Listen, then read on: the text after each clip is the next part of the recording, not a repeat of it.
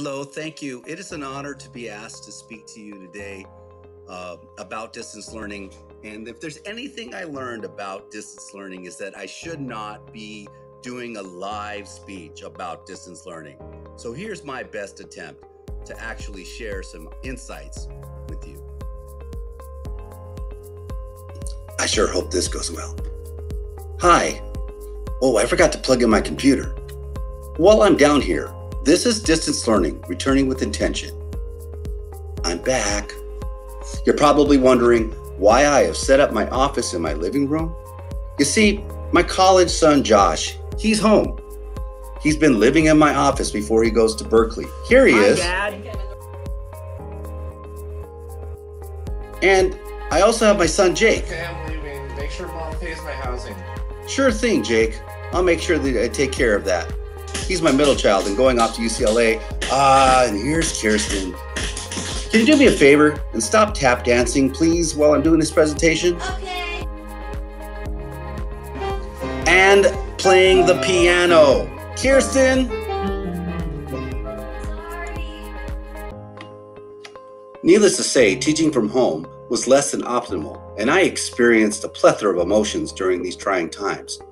I really cannot call what I did, quotes, distance learning. It was more like COVID curriculum or pandemic panic. But if there's one thing that I discovered, it was pajamas. Their time has come. Now that I was comfortable, I was able to think, and I was able to focus. I'm out of control, and that is okay. Serenity, courage, wisdom sustain me. If I am honest with myself, this pandemic has changed me. I realize that I cannot control this virus nor its impact on my students, my community, or my own family, and I will not be able to work my way out of this. And no matter my effort, I will not be able to save the world from my couch. But when I really think about it, I have been working to surrender power to the students. I have committed to not having and giving away all the answers as I work to become a better facilitator, and I am growing more comfortable with my students driving the curriculum. Everything is changing. My students have different needs. There is a lot of new technology. Relationships are imperative. Organized asynchronous learning.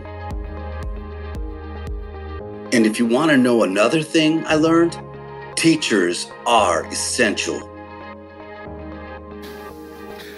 People of Earth, I gotta talk about homeschooling. Homeschooling is crazy. All right, first of all, teachers everywhere, we're sorry. We're sorry. We didn't. We knew, but we didn't know. I'm just glad we're still smarter than their work. We're still smarter than their work, so it's not that's not getting the best of us. It's us. We suck at it. And teachers, thank you. Thank you for what you do. You're amazing. You have to be that kind of a person in order to be a teacher. You know what I mean? Not everybody can just, I couldn't do it. I'd be snapping on them. After the apocalypse is over, I'm joining a parent-teacher association, organization. I'm joining the school board. I'm going to all the school board meetings. I'm running for class president. Every time a teacher jumps up and says, we need a thing, I'm like, yes, vote it. They get it. Give it to them. Thank you, Matt Shell IV. It's parents like you who inspire me. So what does it mean to be intentional? To me, it means focusing on relationships, curriculum, and communication. New tools like Schoology will help, and our expertise in teaching our curriculum will ensure that we are teaching essential skills. The most difficult part of this will be reaching out to our students, parents, colleagues, and community partners from a distance. We need to transcend the physical distance to create intentional connections. We will have to be creative and flexible, inviting and inspirational. We will have to remain committed to our equity promise. I see Zoom rooms, pickup parties, and streamed experiences in my future. I want to work to break down barriers and empower students to find their place in an emerging world. The path ahead will be turbulent, and we must remember to put on our own mask before we run out of life to save others. Take care of yourselves, set limits, and stay connected to friends, family, and colleagues. And don't forget to laugh. Be a light of hope. And in the words of John Lewis, Walk with the wind, brothers and sisters, and let the spirit of peace and the power of everlasting love be your guide. Thank you very much. And don't forget,